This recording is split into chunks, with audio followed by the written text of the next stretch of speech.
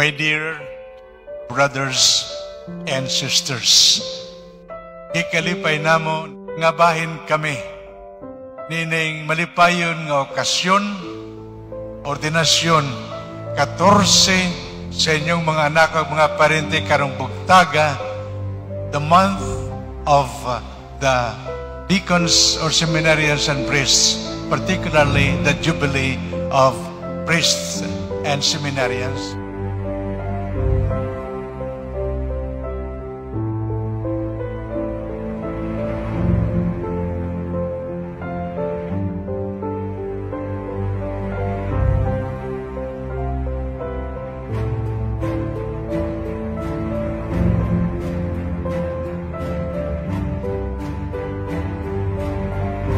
May you treasure this vocation.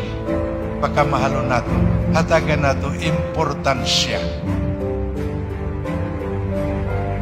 Please treasure the gift. Tanang adlaw, as you celebrate the sacraments, thank the Lord for having called you to be His ministers. And of course, thank Him and pray that you will be priests forever, according to the order of Melchizedek.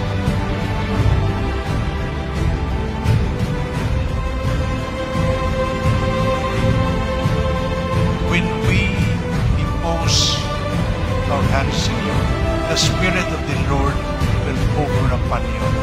Meaning, we live not in our own strength, not in our own power, not in our own capacity, but we live by the power of that Spirit that is in us.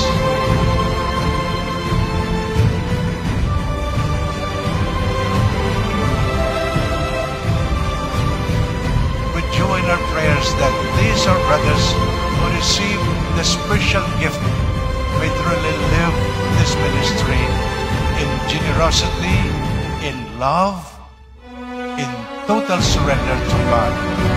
And may what the Lord has started in them be brought to fulfillment in the kingdom of the Father.